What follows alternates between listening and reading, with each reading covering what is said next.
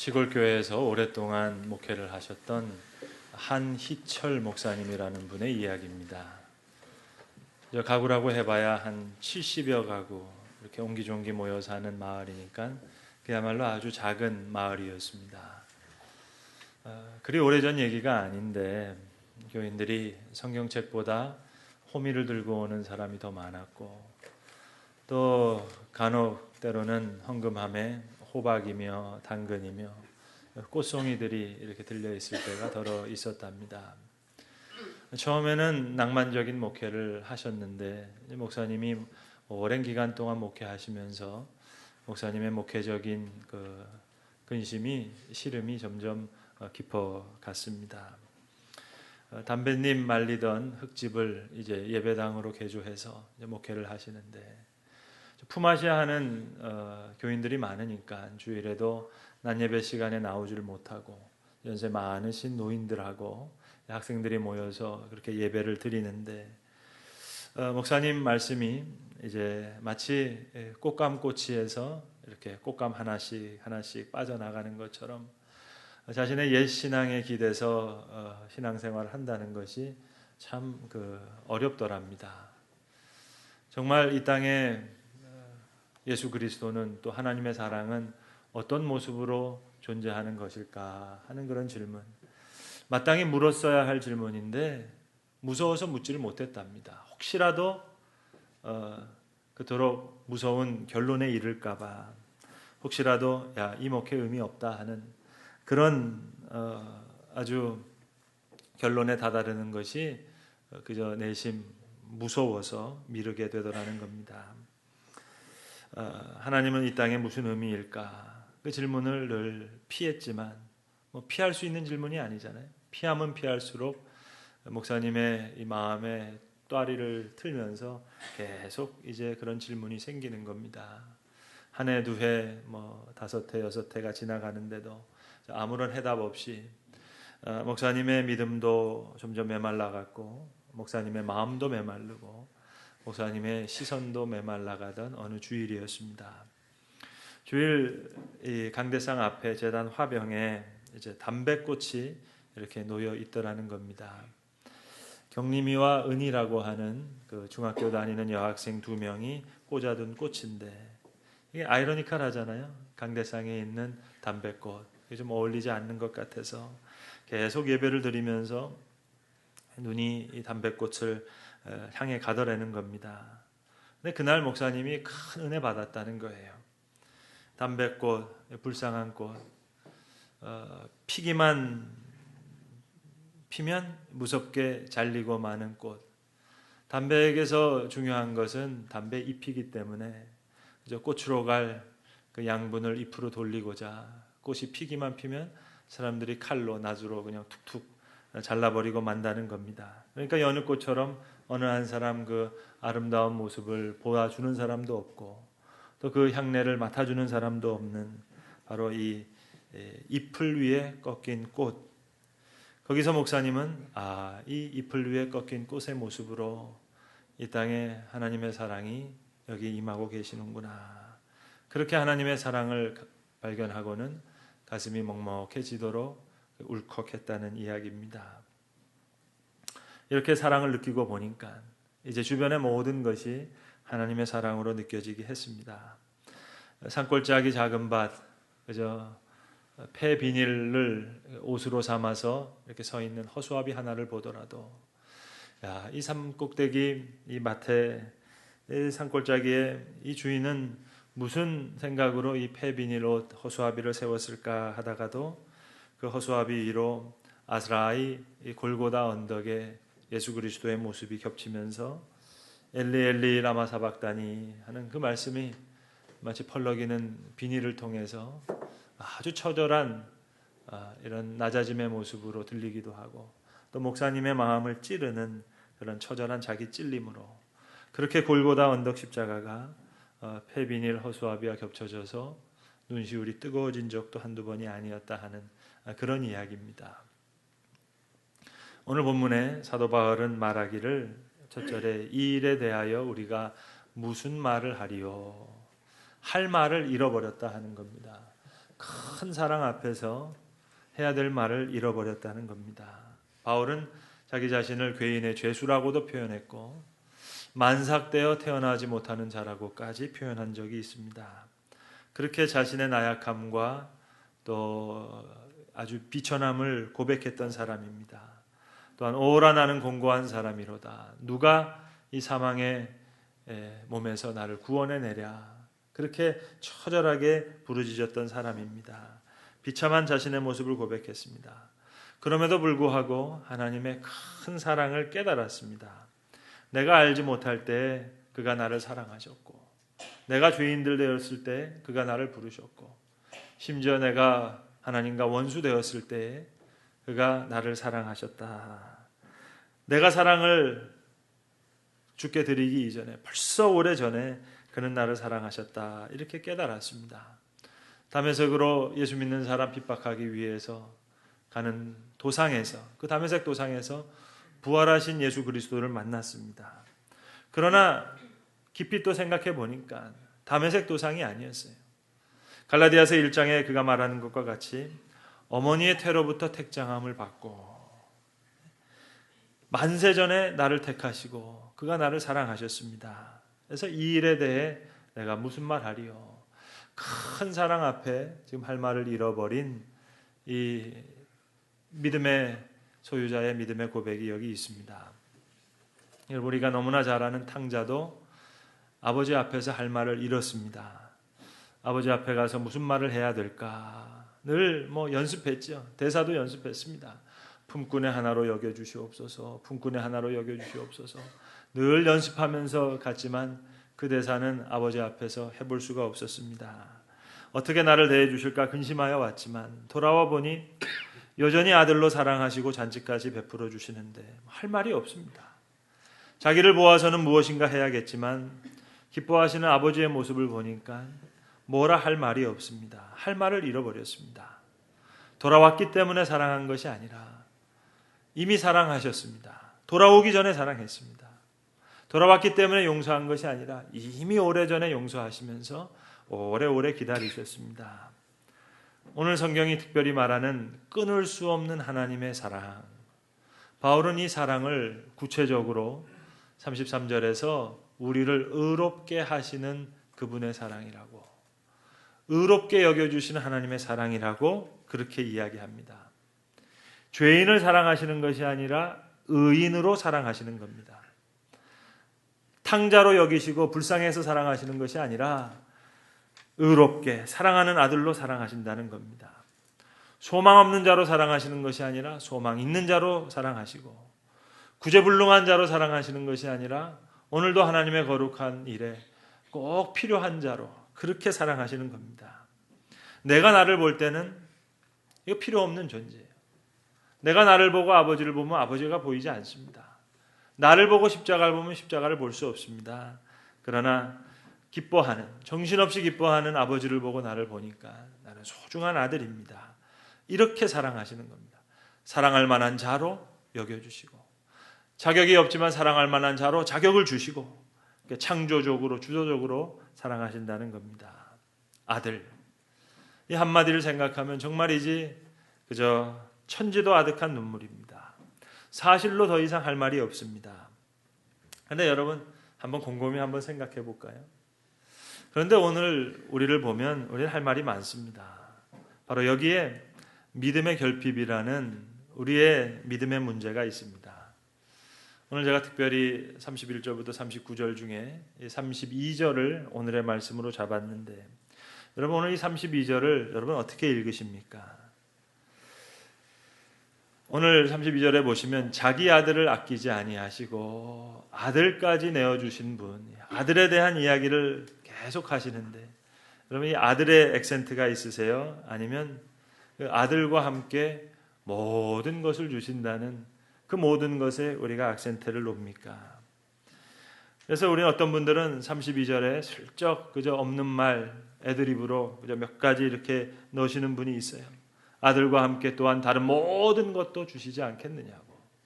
별 얘기 아닌 것 같지만 슬쩍 붙여서 아들은 완전히 맛보기고 또한 다른 모든 것이라고 그게 성경에 없는 말까지 붙이면서 말입니다. 많은 것들을 우리가 원할 때가 있습니다. 여러분, 탕자가 집을 나갈 때는 말이 많습니다. 아버지 유산을 주세요. 미리 주세요. 형과 갈라주세요. 이렇게 저렇게 따따붙다 말이 많습니다. 그러나 돌아올 때는 말이 없습니다. 저 품꾼의 하나로 여겨주세요. 그것도 그저 준비한 말이지 해보지도 못한 말입니다. 그저 불쌍히 여겨주세요. 그 말밖에 없는 거예요. 여러분, 만약 우리의 손가락에 가락지도 끼워주시고 살진 송아지도 잡아주시고 목욕도 시켜주시고 좋은 옷도 입혀주시고 신의 신발을 신겨주세요. 아니지요. 저 불쌍히 여겨주시옵소서. 여러분, 그게 기도입니다. 소경 바디메가 어떻게 외쳤습니까? 제가 평생 눈을 감고 살아보니까 답답해서 못 살겠습니다. 주님, 안수하시고 눈을 띄워주셔서 이 아름다운 세상을 보게 해주세요. 그렇게 외친 게 아닙니다. 다윗의 자손 예수여, 나를 불쌍히 여기소서. 나를 불쌍히 여겨달라고. 이게 우리의 기도입니다. 죄인이 불쌍히 여김을 받으면 구원받는 것이고, 병자가 불쌍히 여김을 받으면 고침받는 것이고, 귀신 들린 자가 불쌍히 여김을 받으면 깨끗함을 받게 되는 것입니다. 자기 아들을 아끼지 않으신 이 사랑, 아들 내어주신 이 사랑, 이 십자가에 아들 잡아서 우리 살리신 이 사랑 앞에 우리는 뭐라고 드릴 말씀이 없습니다. 아들을 아끼지 하시는 분이 이제 무엇을 아낀다고 의심하겠습니까? 자, 그렇다면 여러분, 우리의 믿음은 뭐겠습니까? 주실 거라는 겁니까? 아니지요. 이미 주셨다는 겁니다. 우리의 믿음의 근거는 바로 여기에 있습니다. 우리의 고백은 모든 것을 다 받았다는 겁니다. 예수님 십자가상에서 분명히 말씀하셨어요. 내가 다 이루었다고 말입니다. 다 이루었느니라. 다 이루었다. 그러나 여러분, 예수님 정말 다 이루셨습니까? 이루긴 뭘 다 이루셨어요? 우리 아들 아직 수능도 안 봤는데, 우리 딸 아직 시집도 안 갔는데. 아니에요. 다 이루었다. 다 이루신 겁니다. 더 이상 소원이 없어요. 다윗의 고백과 같이 여호와는 나의 목자시니 내가 부족함이 없으리로다. The Lord is my shepherd and I shall not be in want. 원하는 게 하나도 없습니다. 주의 사랑으로 충분합니다. 원수 되었을 때도 나를 사랑하셨으니 하나님의 자녀가 된 지금 나를 사랑하지 않겠습니까? 십자가로 사랑을 확증하셨던 것을 믿습니다. 우리를 위해서 죽으시고 부활하시고 또 오늘 성경 본문대로 하나님 우편에서 오늘 우리를 위해서 간구하시는 그 하나님의 사랑을 왜 내가 의심하겠습니까? 언젠가 한번 젊은 여성 청년을 만났는데요. 어느 선교단체에서 기도 응답받기 위해서 구체적으로 기도하라 하는 것을 배웠다는 겁니다. 그래서 이 배우자를 놓고도 기도할 때도 구체적으로 기도하라고 그렇게 간사님이 가르쳐 주셨다는 거예요. 연봉은 얼마, 키는 몇 센치, 이렇게 조목조목 기도해야 응답이 왔을 때 이게 하나님의 응답인지 잘 분별할 수 있다는 겁니다. 그래서 자기가 지금 구체적으로 기도하고 있대요. 그래서 연금이 두둑한 시부모님하고 둘째 아들로 해서 기도하고 있다는 겁니다. 그러니까 아들은 완전히 맛보기고 모든 것 지금 거기에 관심이 있습니다. 그래서 조목조목 써놓고 기도하는 거예요. 게다가 또 하늘 보좌를 움직이는 기도한다 그러잖아요. 우리 한국교회가 훌륭한 믿음의 증거처럼 받아들였던 이 하늘 보좌를 움직이는 기도, 하나님의 뜻을 움직일 수 있는 능력 있는 기도의 표상으로 우리는 하늘 보좌를 움직인다고까지 얘기했습니다. 그러나 여러분, 하나님이 기뻐하시는 기도는 하나님의 사랑을 깊이 느끼면서 오늘도 내게 사랑을 베풀어 주신 이 처지와 형편 가운데 하나님의 지혜가 있습니다. 이것이 하나님의 사랑인 줄로 믿습니다. 여기에 하나님의 섭리와 경륜이 있은 줄로 믿습니다. 하나님의 사랑과 깊이 사귐의 기도예요. 3세기 교부였던 안토니가 산에 올라가서 3년 동안 기도할 때 그저 한 문장을 가지고 계속 기도했다는 거 아닙니까? 그 한 문장의 기도는 이겁니다. 주님은 누구시며 나는 무엇입니까? 주는 누구시며 나는 무엇입니까? 시편의 고백처럼 인자가 무엇이간데 주께서 저를 생각하시며 사람이 누구간데 주께서 그를 권고하시나이까? 주는 누구시며 나는 무엇입니까? 그 기도라는 겁니다. 아들 주신 사랑, 고로 이제 우리에게 주시는 모든 것이 사랑이에요. 누가 우리를 그리스도의 사랑에서 끊으리요? 환난이나 공고나 박해나 기근이나 위험이냐 칼이랴. 우리에게 주시는 환난도 이제는 사랑으로 다 이해할 수 있어요. 공고도 이것도 하나님의 깊은 사랑이에요. 나를 향하시는 지혜가 여기 있어요. 박해에도 적신에게도 위험에게도 칼에게도 큰 사랑 안에 지금 나를 향한 그분의 지혜가 있단 말입니다. 사랑 안에서 다 소화해 버렸어요. 하나님이 손이 짧아서 구원하지 못하심도 아니고 아들을 아끼지 않고 내어주신 그 사랑 안에서 하나님의 능력이 부족해서가 아니에요. 이 모든 것이 하나님의 섭리와 경륜 속에 있는 하나님의 사랑이더란 말입니다. 그리고 오늘도 하나님 우편에서 우리를 위해서 친히 간구해 주시는 그 예수님의 기도와 맞닿아서 그 그리스도의 사랑으로 확증하신 하나님의 사랑을 오늘 새록새록 사귀면서 느끼고 있어요. 그래서 오늘 성경은 계속해서 이렇게 얘기합니다. 우리가 종일 주를 위하여 죽임을 당하게 되며 도살당할 양같이 여김을 받을 것 같지만 그 어떤 것도 우리 주 예수 그리스도 안에 있는 하나님의 사랑에서 우리를 끊을 수 없느니라.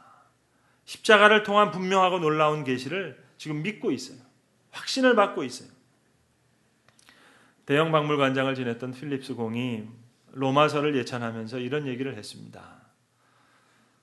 그 누군가가 세상의 모든 것을 나에게 준다 하더라도 나는 절대로 대형 박물관과 그것을 바꾸지 않을 겁니다. 그러나 누군가가 바울이 친필로 쓴 로마서를 가지고 온다면 나는 서슴없이 대형 박물관과 그 로마서를 맞바꿀 겁니다. 그게 로마서입니다. 이런 로마서 중에 특별히 로마서 8장을 놓고 신학자 스페너는 이런 말을 했습니다.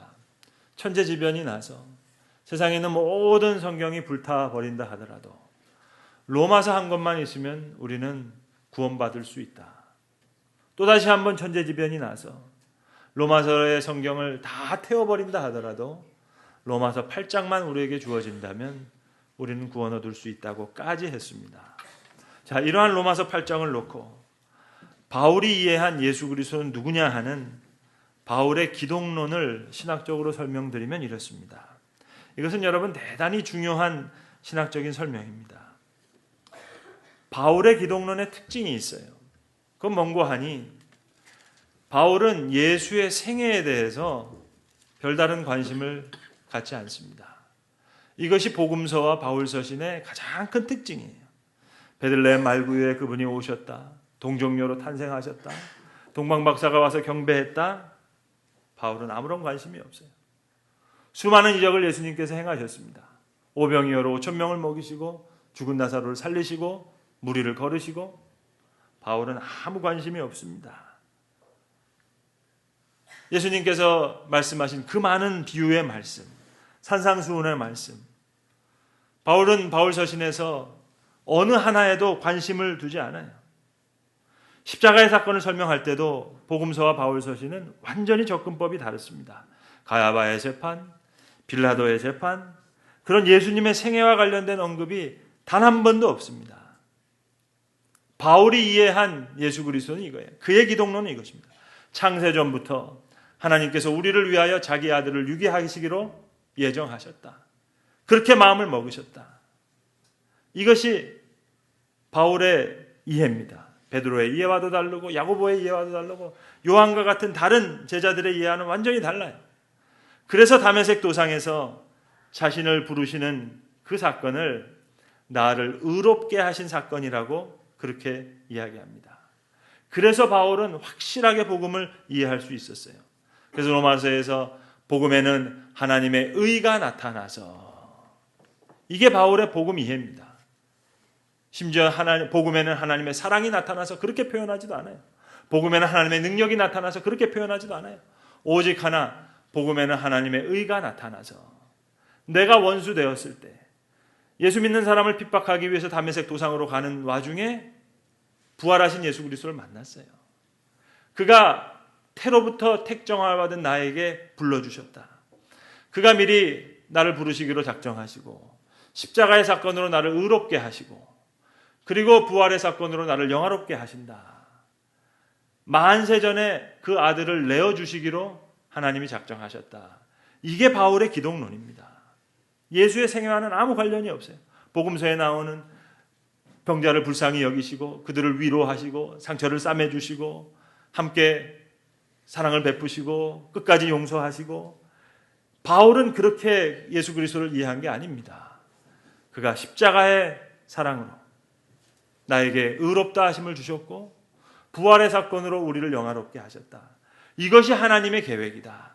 그렇게 고백하는 거예요. 그래서 찬송가 438장도 그렇게 우리가 노래합니다. 내 영혼이 은총 입어 중한 죄짐 벗고보니. 죄사함의 은총이에요. 그러고 보니 슬픔 많은 이 세상도 천국으로 화하는 거예요. 내가 잘 돼서, 내가 건강해서, 내 사업이 잘 돼서 그래서 천국이 아니고요. 내 모든 죄 사함 받고 보니까 높은 산이나 거친 들이나 궁궐이나 초막이나 주님 어디 계신 곳이나 죄사함이 있는 곳이 하늘나라는 겁니다. 미리 택정한 자를 부르시고 부른 자를 의롭다 하시고 의롭다 하신 자를 영화롭게 하신다. 이것이 바울이 선포한 캐리그마입니다.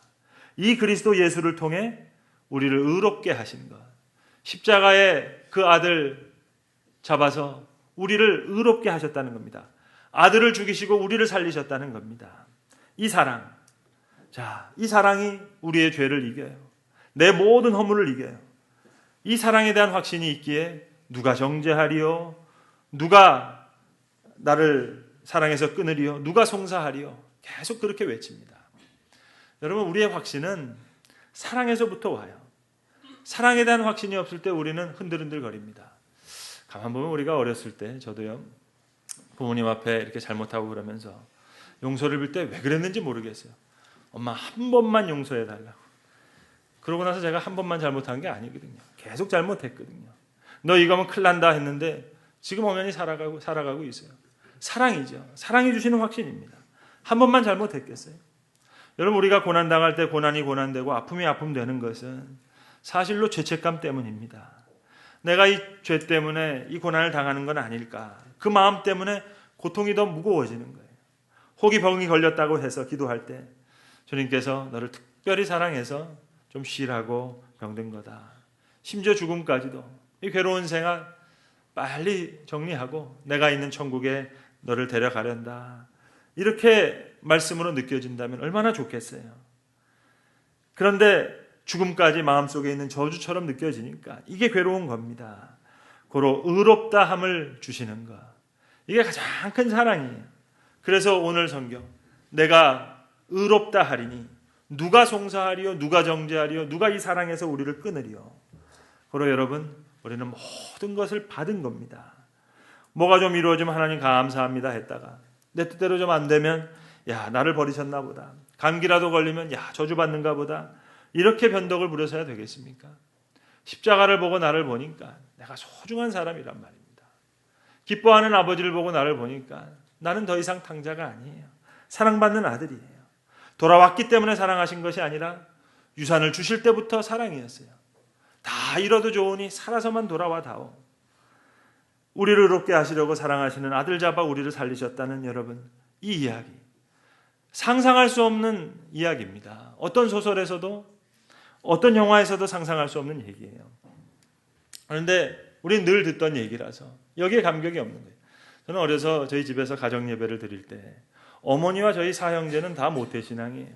근데 저희 아버님은 편입생이거든요. 그러니까 중간에 예수를 믿어보니까 뜨거워지셨어요. 그러니까 늘 이게 감사해요.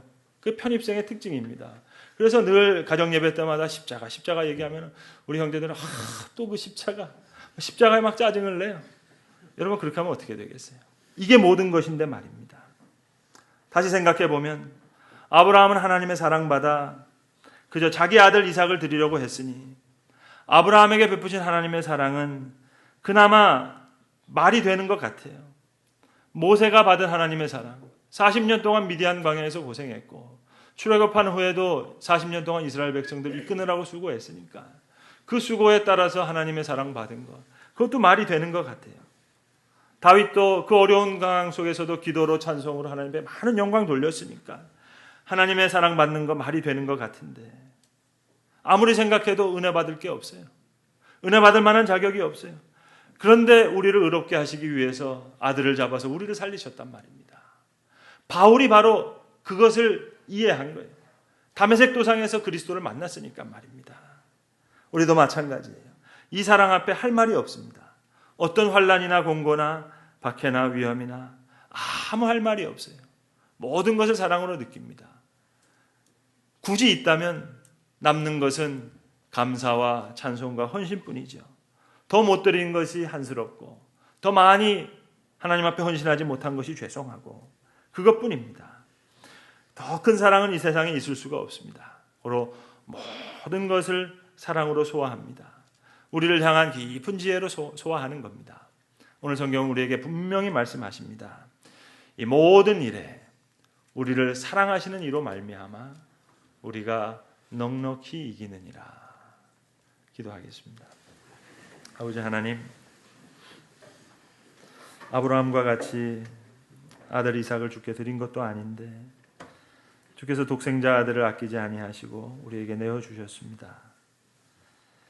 십자가의 아들 잡아 우리를 살리신 이 사랑, 또 우리를 의롭다 하기 위해서 십자가로 확증하신 이 사랑에 감격했던 바울과 같이 지금 우리도 우리를 사랑하신 이로 말미암아 우리가 모든 일을 넉넉히 이기느니라 고백할 수 있는 그러한 귀한 믿음과 사랑의 응답을 우리에게 허락해 주시옵소서. 우리 주 예수 그리스도의 이름으로 기도합니다. 아멘.